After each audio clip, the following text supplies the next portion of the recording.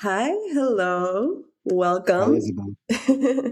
Today's guest is Jack, a creative growth CMO who helps founders bring emerging tech to market.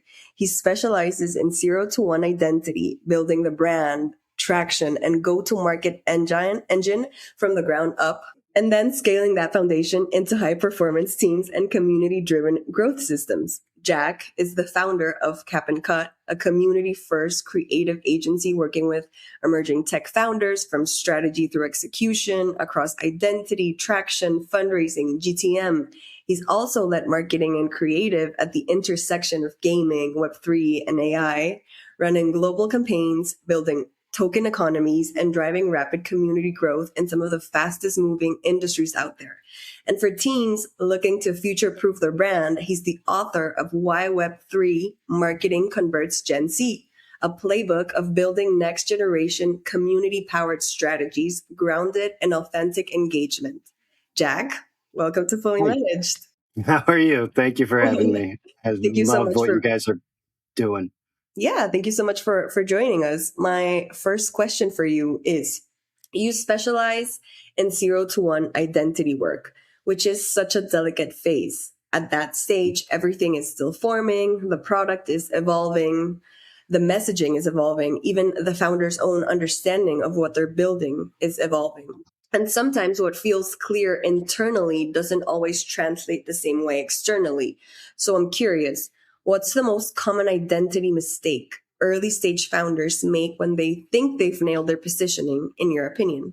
Um, I would, I think I think the, the human, natural feeling is to wait until you have a perfect product to show people or wait till you have everything nailed down. And, with the how marketing has changed. um, you want to come forward, you want to build in public. If you're not building in public, you're losing. You want people to see the flaws along the way, you want them to grow with you. um, the Not waiting until it's perfect, and getting it out there and letting people know why you're doing what you're doing, what you're trying to solve, and bringing them along with you on the journey. That's invaluable, and nothing will nothing will really solidify your position more than that. Because other than that, it's just going to be old school marketing. Like, oh, this is this thing we built. It's perfect. You want to buy it for you. Listen to me. And that just doesn't work in today's world. Yeah, that's cool. That's a cool perspective. And emerging tech founders, especially, tend to be deeply product driven. They're building Mm, in AI and Web3, token economies, complex mm, systems that are intellectually impressive. But sometimes what's technically revolutionary isn't what people emotionally care about. And there's often a gap between what a founder thinks is groundbreaking and what the market actually responds to. So I'm wondering, you've built brands around emerging tech. Do you think there's one feature founders obsess over that customers literally do not care about? mm. I mean, if so, everything that I try to guide people towards is with this community first strategy in mind. Like the whole idea behind it is, I mean, it's pretty basic. It's engagement, it's relevance, it's trust. um, Engagement isn't talking at people, it's joining their conversation where they're at. uh, Relevance is speaking to things that they care about, their struggles, their values. And trust is being transparent and authentic. um, it's not a sales pitch. It's not, the ancient Greek times when people are standing on a pedestal and reading their proclamation of this is the product we have. Um, like the whole idea is, um, like what, like if you think about Gen Z, like Gen Z is almost, you can't reach Gen Z with uh, advertising. Like they just don't listen. So everything, like what motivates Gen Z is like transparency, authenticity, and they're the most value driven spenders of any generation that's ever lived. Like Really? if you mess up, if you mess up and they even sniff that you're feeding them some BS, like they care about sustainability, they care about ethics, they care about people doing the right things behind the scenes. They're quick to be like, I, I, I will not support this company no matter what. So, like it's not just about being transparent. It's about actually having your values aligned with them, because they'll cut you off. And like what makes them spend money is like what do I got here? I've got like genuine connection, quality, and customer experience. Like think about that. Everything that Gen Z does is around social media and what other people are saying, what other people are experiencing with your brand. Um, they care more than any other generation's ever cared. So it's not just getting in front of them and talking with them and being where they're at. It's having actual value and things that they will emotionally connect with, and helping like we all know on a personal level, on a life level, like helping others is the way to make you happy, to get people to do things for you. Like, what you build is like what you get. And, that's come all the way, around 360 to business. Like if you're working hard to help other people and you're just doing it and doing it in a way that other people can see, they're going to support you. They're going to come along on the journey and become advocates, become evangelists, because your values align. And it's like it's an identity thing. It takes it beyond like, oh, this is something I like. Like we have the same identity. Well, that's so interesting, and it's so interesting to hear your perspective of your professional perspective of a Gen Z as a Gen Z. Um, I love. Well, I mean, I yeah, know and you loss, but that was such a beautiful way of describing a beautiful and accurate way. I think of describing my generation. well, and the surprise is also funny because like we all feel like we're not doing good enough. Like I'm a father and I feel like I'm a crappy father. You know what I mean? But like if you think you're a good father, you're probably a bad father. Like, being like, oh, we got to work harder to be better. That's what makes us better, get better. And so, I mean, for community first marketing specifically, um, like it's all about, like bringing everybody together, and not bringing them together like, oh, come to me. It's by going to them. Like, it's like, and then like when you're there, like building like ways for them to, like if you're a new member, like ways to like onboard, like an onboarding journey to like show them ways to participate and be a part of it. Um, uh, consistent events like AMAs and like weekly like competitions and things like that. Um, co-creation. Co-creation is so valuable. Like being like, hey, we're at this point that we're either going to go this way or that way. And a lot of founders don't like to do that because I especially work with a lot of founders that have really deep visions about like what the product's going to be. For those ones, you have to trick the co-creation out of them. But I mean, you can do anything from as little as like, what color should we go with this logo, to like deeper, like, what are the real things that you want to see this product, like what directions you want this, like what pain points do you have that you really want us to fix? Um, and when you open up these things to the public, to your audience, excuse me, you open up these things to your audience and you get their input on it, it gives them a feeling of ownership, and it converts them into like co-builders with you, and it literally turns them into like, this brand cares what I think, what I say. So much of this old school marketing strategies is based on consumers, like, oh, they're just eaters of what we make, and we've lost like the idea that these are customers, that we have to do something for them because they're giving us their money and their participation. If you make people feel like you care about them, they'll advocate for you, they'll refer, they'll spend. So uh yeah, I don't know, I'm sorry, I'm just babble. But like a game that we did, like we had one of those founders that people don't tell it, like, I'm the artist, I am the genius, I will give people the ultimate thing. And it's like, okay, so we have to come up with some ways to um you know do this co-creation thing. So what we did, we had like a ton of like VO reads in the can already that were going to go in the game. And it was a really famous person, and we went to the community and we were like, we already had them read and they were in the can for I think a year.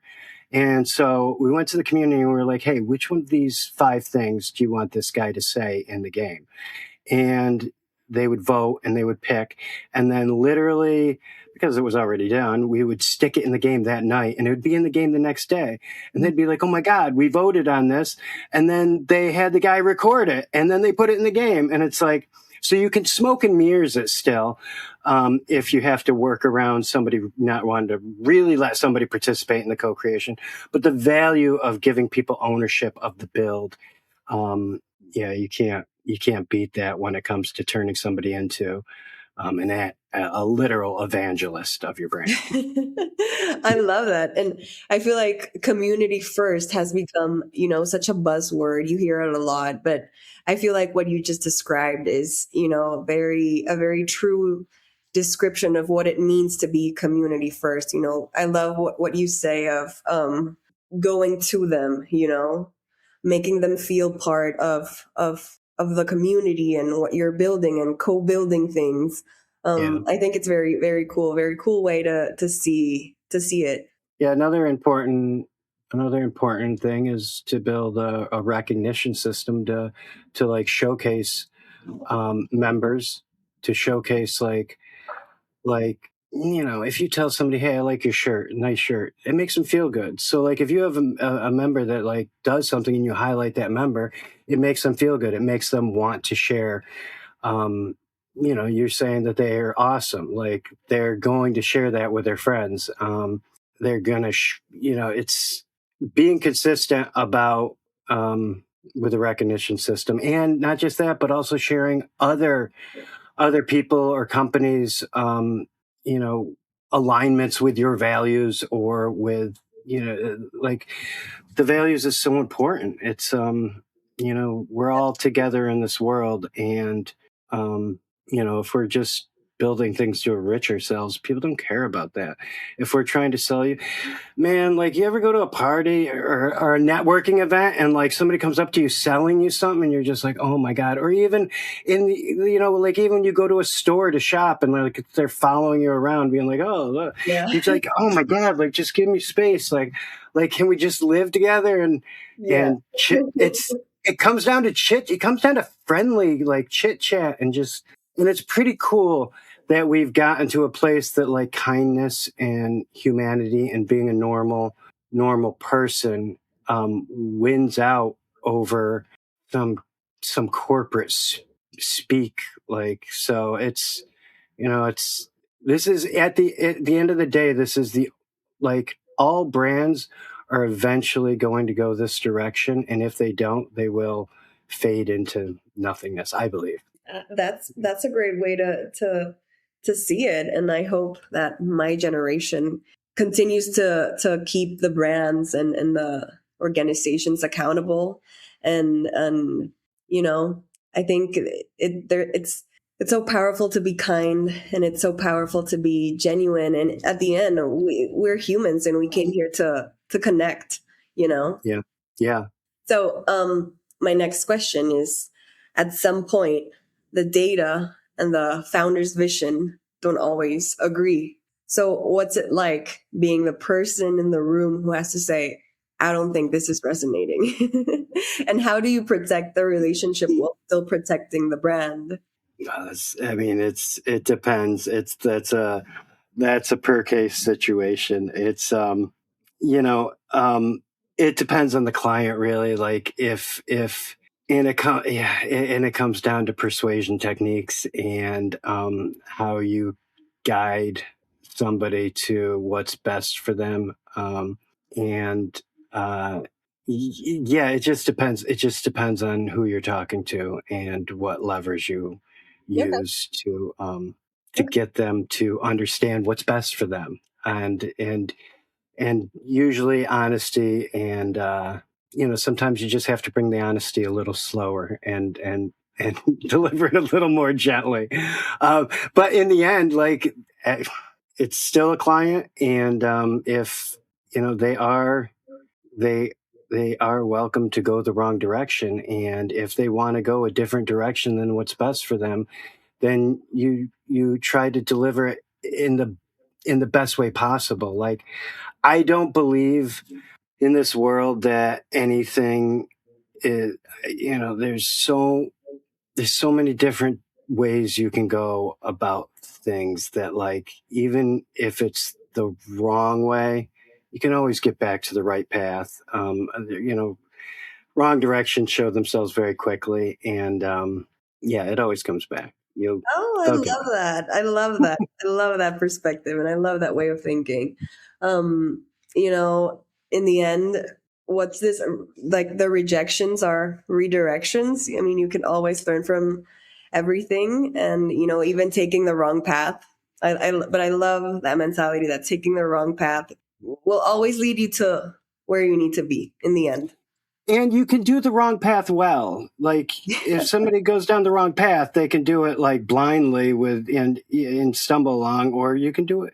So you also have to bring the team along with you. You know what I mean? So there's also like the team, they have to be like, well, this is this is the direction we have to go. So, like, let's do it the best that we can to really, like, highlight the good in it. And you can usually get some good out of it. Absolutely. Collaboration is a beautiful thing. Hmm. Collaboration is a beautiful thing. Yeah, So, yeah. you help founders shape traction early and build Hmm. the investor story. So, when you're Yeah. looking at a pitch deck, what part of it actually carries the most weight, in your opinion? And what's the mistake you see over and over again in early stage decks? Um, I think the biggest mistake in a pitch deck is too many words. You see that a lot, and you want to remember to be concise and to get it down so that you're immediately showing a problem that you can solve, and you want to sell that emotional side of things so that they're just instantly like, oh, that's right, of course. And if you don't get, like, you're not going to get that snap, of course, this makes total sense, if there's a paragraph of copy on a slide. So brevity is so important when it comes to pitch decks. Yeah. Um, and you help drive 7K Discord signups in 2 days, which doesn't just happen accidentally. That's not organic drift, that's engineered momentum, I feel. And what I find interesting is that in Web3 and gaming, community isn't just a support channel, it is the product experience. So growth feels more like ignition than acquisition.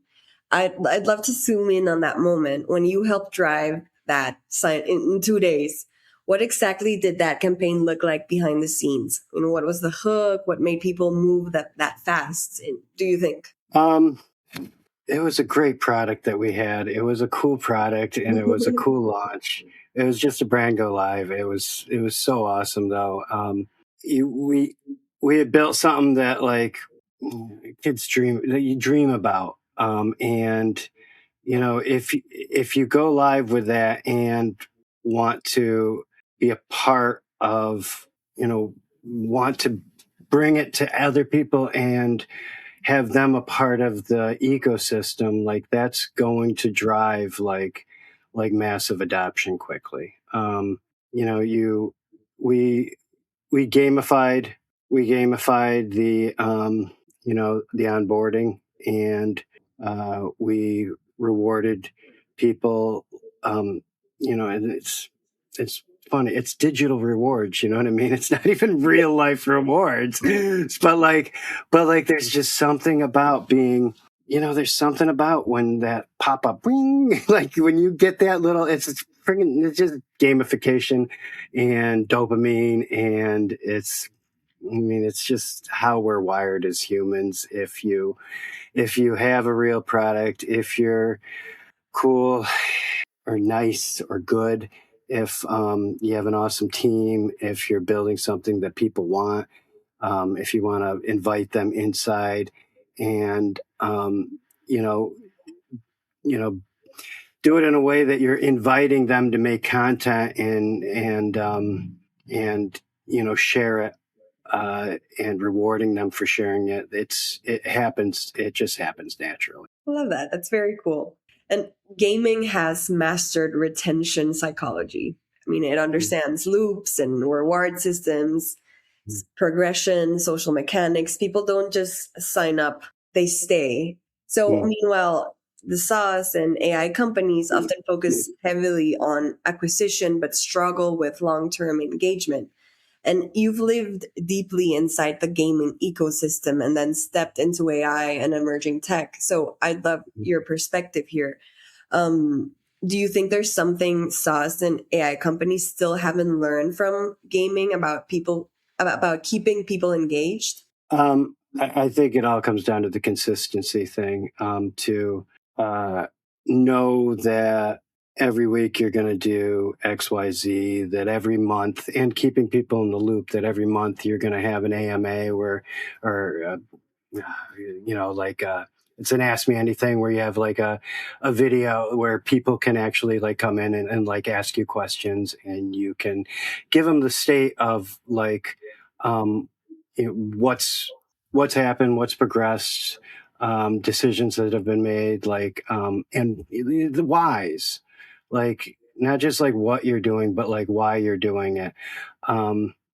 Keep them understanding that this is where that feedback loop of the co-creation, like what do you want us to do, and how can we best serve you, and to keep them in the loop that this is what the community said they wanted and this is what we did, or this is what the community said they wanted, but we can't address that right now because of this. And that transparency, that honesty, that openness, and that consistency is the winning recipe. Yeah. And you've built games and digital ecosystems where people don't just play, they spend real money, sometimes a lot of it. So, Mhm. what is it about gaming that makes people feel emotionally invested enough to spend inside those worlds? Mhm. I mean, it's this entertainment industry. It's like games, film, TV. Like, I think it's a hard world that we're all working our way through, and a little relief from our daily problems is what's nice to get. I mean, that's what's interesting about Gen Z. Like when you say that they're value driven, if you think about it, uh, your generation has had a difficult road. It has not been like, if it wasn't, I mean, a dumb way to boil it down is, if it was one thing, it was another thing, and it consistently, you had setbacks, and just things happen one after another. Like every 2 years, another bad thing would happen. That would be like 2 years of, oh my God. And so I think you mix that with the social media, and I think that's what has shaped you all into, you know, I mean, it's interesting. It's like bad things happen in this world, but they make us stronger. And so, yeah, I think that's what shaped you all and has made you into, what I think is like it's perfect. It's, I mean, and then you look at like what Gen Alpha's up to with, I mean, like, beyond like their next level of, beyond values, they understand that laughter is the cure to sickness. You know what I mean? Like, so I don't know. I have high hopes for the future, and any business that understands these generations is so ahead of the game. Because you'll talk to founders that are like, well, this isn't exactly for Gen Z, but like it trickles out. Like everything starts with the younger generation, and then it spreads. So these strategies are quickly becoming the only effective strategies for older generations. Also, I love yeah. this. And I love that you have hope for the future. I mean, everything these days is so pessimistic and, catastrophic, and the world is ending, and Gen Z will take us, down the rabbit hole. So I love hearing your perspective. And yeah, I think I love hearing that you have high hopes for the future. Thanks. So you describe installing AI creative engines, workflows that multiply output and speed up decision making. A lot of teams talk about AI, but few operationalize it in a way that truly changes behavior. So was there an AI system you've installed where the impact was immediate, or almost immediate, where the team felt the difference within weeks? It's a hard one in my current stack. 20 different AI platforms that are all just spectacular and game changing, each one of them. I love So that. I just posted last week on Instagram my full stack. So if you go to my Instagram, I'll check it out. yeah, but the one that was the biggest change to me, and the other platforms have caught up. But at the time, like 8 months ago, there's an AI called Poppy, and I think it's getpoppy.com or getpoppy.ai. They build a canvas. So like the idea with AI is, when you're talking to these LLMs, is they have to know, like, the world that you can just use AI and then it's going to spit out some stuff that is exactly what you need is just that's not reality. Like the amount of context that you have to give these engines for them to understand, like not just what you're trying to build, where you're going to, but where you're coming from, and all of your information, your history, and like your brand, your ideas, your just like past copy, everything. And so Poppy AI has a canvas where, Jesus, I wish I was an affiliate, but they have a canvas where it was like the beginning of Rags, and Rags is like all of your corporate information, or all of your, like your brand book, your things that you like, all your data that, oh, we talk like this is how we speak. So you could plug all that in, whether it's your case studies, whether it's your past, your brand Bible, your story Bible, like everything. You can plug it in, and then you link it to any of the LLMs that you'd want to use, whether it's GPT or Claude. And when you're speaking to it, like it's using that exact source information. Also, you could hook TikToks or YouTube videos into it, and be like this, and like use other outside world things to shape it. So you could build like a little like repository of this data and use just that. And like now with like, you can, now it's all, that's any GPT or Claude, any of them, you can bring those files in, and you can, a little planning, have that build out for you. But that's the most important thing, is because it's like, is the eye and the understanding what you're trying to build, to know if the thing it spits out is at the quality bar that you need, the direction you need. It's like you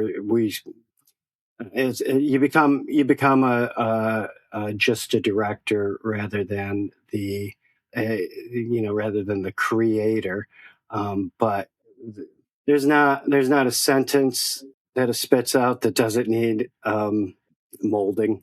Yeah. There there isn't a graphic that's created or a video that's created that just doesn't need work. Like it all takes a lot of back and forth to bend it to the will of what needs to be done. But yeah, I, it's I, I awesome. I don't know who it is that I saw this on, but it was AI is not the chef. It's the sous chef. Yeah, exactly. That's brilliant. It's exactly it. Yeah, yeah, absolutely. And you've operated in Web3 through some very high momentum phases and also through periods of market correction. So Mm. Web3 in particular moves fast. Narrative shift, token prices shift, public perception shifts. How do you build a brand in that environment that survives beyond the hype cycle? Um, I mean, to me, and I had a moment that I was like, I'm out of Web3. Like, it's dirty. Like, I don't want involvement in this. And, that's when I was too deep in on the gaming side of it. And I was like, companies are just using it as a money grab and give us, sell tokens, give us your money. Um, and then I went to an event and I hadn't even heard about like the DeSci side of it, which is like they've tokenized like science. Like there's like research that isn't cost effective for companies or schools to invest in, and so like they've made DAOs like which are like groups of people with tokenized groups of people to allow them to put their money into it and then vote on like what medical research they want to do. So and then so you look at stuff like that, like and the founder of that one is his daughter had MS, and there's some stuff about it that it was like curable, and she's going to die young, and there's stuff about it that was curable, but like there aren't enough people like with it to make the drug companies want to do the research.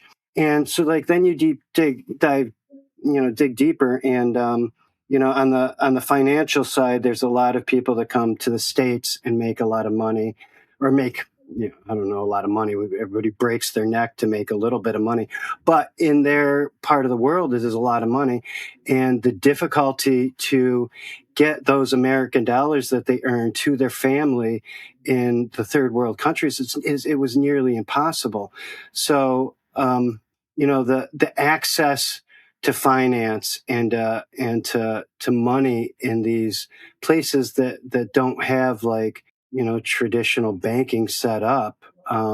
It's this is the type of stuff that is changed the world stuff. And when I realized that, I was like, oh, yeah, I didn't see the good in it for a second, and like once I like remembered the good, I was like, okay, this is the direction to focus on, and it's not the money grab stuff, because it really is a world changing technology. And I mean, if you look at it, it's kind of like you know the on-chain stuff. It's really just an open database that's a public like record of transactions that have been made.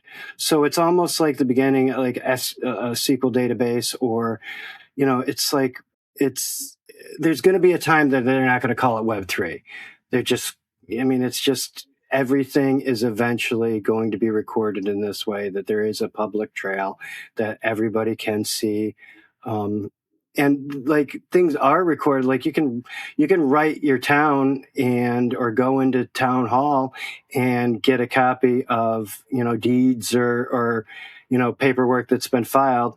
It's just going to be that stuff online. Eventually there won't be a deed or a title or a driver's license that isn't on chain, which is, you know, really just on, you know, on the internet, like in electronic form. So uh, yeah, we're going to look back at it and it's going to be like when the internet was first born and companies were like, oh, we don't need a website. Like that happened. Like people did not think that websites were important or needed. And then eventually, I mean, everything grows and here we are. And here we are. Here we are. And you operated at every level, you know, boutique creative agency, Web3, startup, AAA gaming studio with massive budgets. So there's a moment when scale stops being exciting and starts breaking things, you know, creative speed, team cohesion, culture. Was there a point in your career where you felt scale was actually threatening the creative edge? Um, there, yeah, you get to a point that you need to create so much content that, you know, it's the growth that it's difficult to keep up. And if you don't have the funding to grow, to scale the team, then yeah, you'll be in trouble if you're, but it's, you, you know, it's always you make the best plan for what you are capable of doing. You know, my entire career I've worked you know, inside the development cycle. So taking something that's in development and isn't final, like polished, and you know, showing it in a final polished light at the end. Um, you know, it's just, I don't know, it's an art form, but you look at what you have and you figure out the, you know, the best solution. And you know, it's if you have less manpower, luckily now with AI you can, you know, create a lot more and you can be a lot more productive. So it's a tightrope, and it's, you know, you make best with what you have. Yeah. That's a simple but profound advice. I feel. And you've run $35 million global campaigns and also worked with early stage founders building from day one. What's something a small startup can do with almost no budget that actually competes with a large, well funded competitor? It's interesting because the big scale budgets are, they're fun. It's fun to throw money around, but the $0 marketing strategies are the most fun. Um, I think you can, uh, you know, from the beginning, like I say, A, build in public. Um, B, chase your PR. Like we can, you know, always find, we have a pitch, have a story that you know, you turn your brand, have your story of what your launch is or whatever beat you're coming up on, and you can do your research, find the actual you know, publication that you'd want to be in, find the person that writes that type of stuff, and like engage with that person. You know, don't be like, hey, I've got a story to pitch you, but like follow them, talk about their stories, and just like send them a message. Hey, I love what you're writing. I love what you're doing. And try to open up a conversation. And after that conversation opens, like, um, not right away, but you be like, oh, I have a story that works perfectly for what you're doing. So you get your PR, reach out to, you know, influencers that, I mean, it's like, it's not buy an influencer list and like reach out to everybody, but there's so many niche people. You need to find people in your niche that you would connect with whatever you're launching, and reach out to them and see if you can, you know, start any kind of every people love to collaborate. People love to know that you found them and you think what they're doing is cool. And like micro influencers are way more important than the big influencers. Yeah. It's crazy. Like if you look at the if you look for like streamers, like for games, like streamers, there's a big part of gaming and getting streamers to play your game. In the old days, people didn't want streamers playing their game because they didn't want to spoil the surprises, or they didn't want people to see. They thought if people, but that's what brings the people aren't going to buy the game anyway. So like, but like a good portion of them are, if they see it, if they know about it. You can have the best game in the world. If nobody knows about it, then they're not going to buy it. So uh, with with uh, with streamers, like, or with influencers, like just go after them. Try to make that connection. And with all of these things, whether it's reaching out to PR and trying to get press coverage, reaching out to influencers, it's like climbing a mountain. You're always going to feel like you're getting nowhere. You're gonna it's difficult. It's hard on the ego or the soul. Like you get ignored, you'll get A you'll lot of get no's. rejections, a lot of no's. So it'll feel like, but that's what it's like when when you start to climb a mountain. Like you feel like at the very beginning you're getting nowhere, but it'll surprise you that the one like, man, for me, like I for Apla, this one little studio, we did so much PR outreach and we just got ignored so much. And then I did one guy at rock paper scissors, and I just sent him literally 2 lines. I was like, "Hey, I got a key for you. If you want, I'll kick it to you." I think I even said, "I'll kick it to you." And this guy is the first one, and all of a sudden he's like, "Yeah, send over what you got." And like the other things were like beautiful, like bulleted lists, like, "Oh, this is the features." This guy, he was the first one to give us coverage, and like, so like when you're climbing that mountain at the beginning, it seems like nothing's happening, and then the one bite, and then all of a sudden, like every other like publication followed because of that. And same thing with streamers. It's like you get no traction, and then one small cool person takes it, and then next thing you know, other people see that and they're like, "Oh, we want that too." And then it just mushrooms. So put in the legwork, and be building in public the whole time, so that even if you have even if you're going to get no engagement at first, but when people come, they're going to look back and see all the stuff that you've posted. It's so you're not doing it for today's audience, you're doing it for tomorrow's audience, and they'll be able to see the history.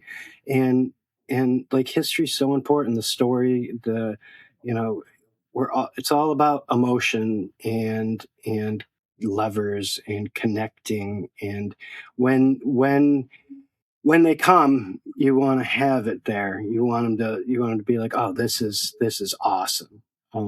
So I yeah, love that's that. what I it is. love that. I think my last question for you will be challenging.